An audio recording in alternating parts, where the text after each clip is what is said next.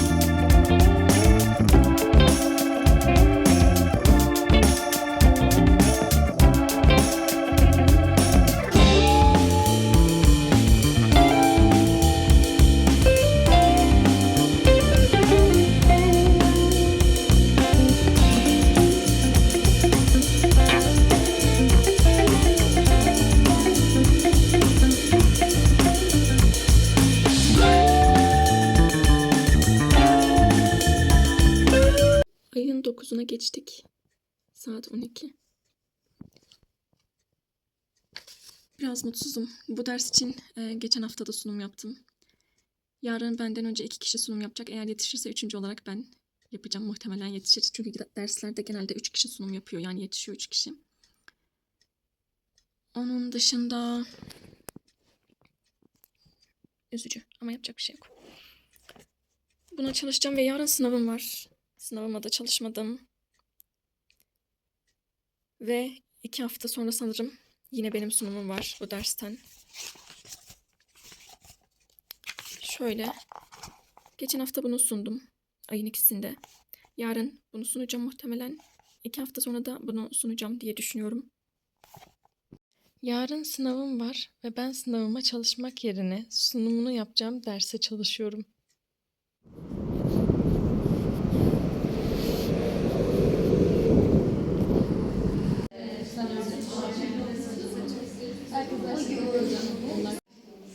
Düşüncenin derinleştirmesi ve kapsamlı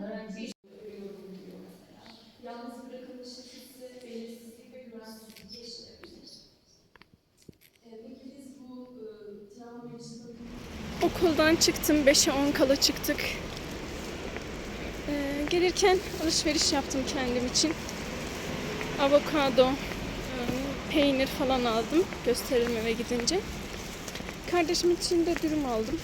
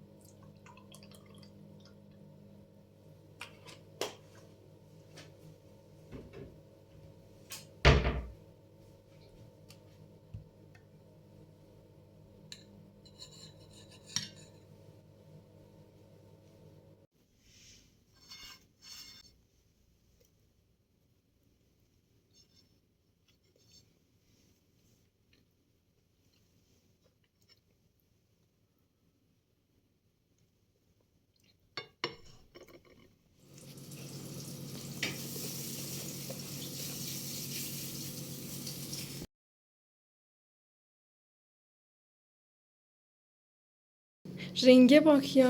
Hadi bitti. Çayımız da demini aldı.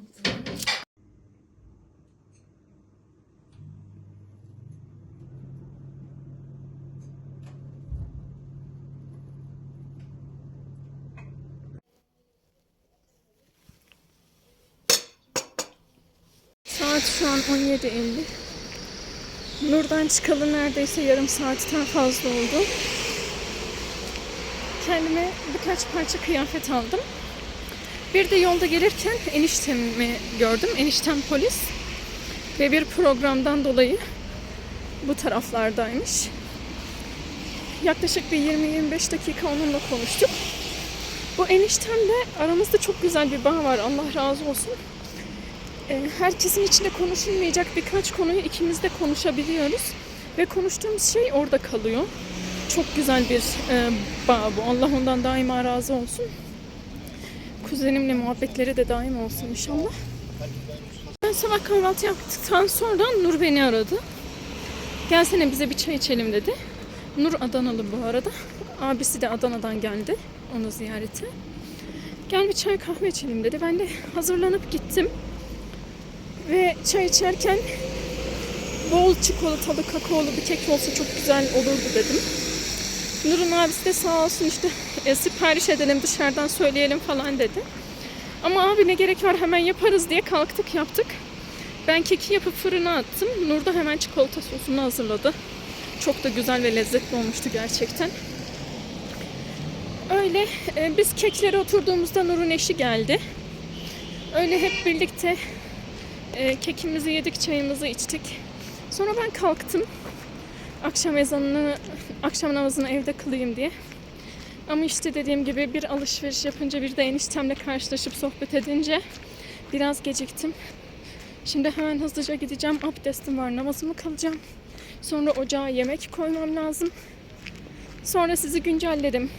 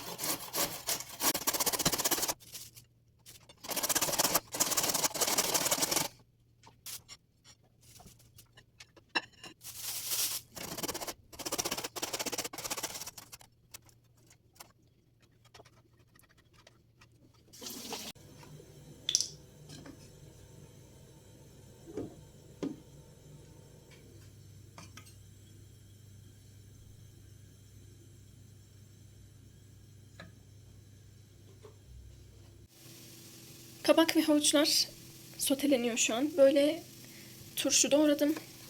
Biraz da maydanoz doğradım. Turşunun üstüne biraz da maydanoz doğramıştım. Şimdi onu koydum. Mısır koydum. Buzluktan çıkardım. Mısır çözülecek. Mısır koyacağım içine. Yoğurtla karıştıracağım. Bir de ballı hardallı bir sos var. Biraz da ondan ekleyeceğim. Sonra sotelenen sebzelerimi çıkardığımda yerine bunları koyacağım. Köfteleri çevireceğim. Sonra üstüne köfteleri ekleyeceğim. Sebzeleri soteledim. Üzerine yoğurt koydum. Şimdi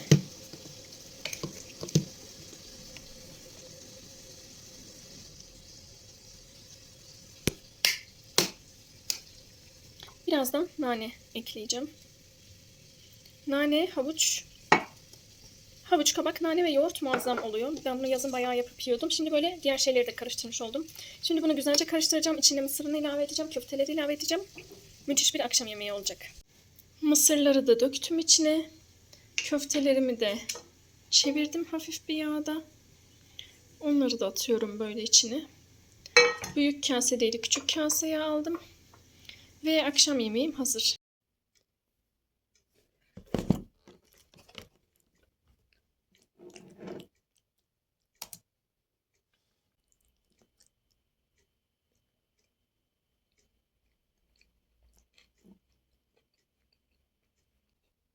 Geldiğinde bize çay getir, olur mu? Hadi.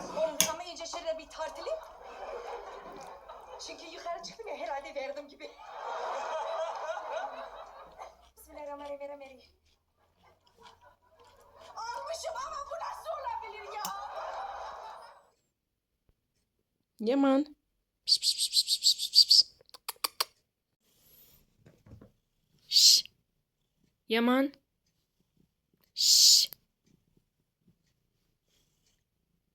Hadi. Kaldır kafanı, tembellik etme, haydi. Yaman. Oğlum beşik mi salladın? Kaldır. Niye böyle yapıyorsun Mamiço?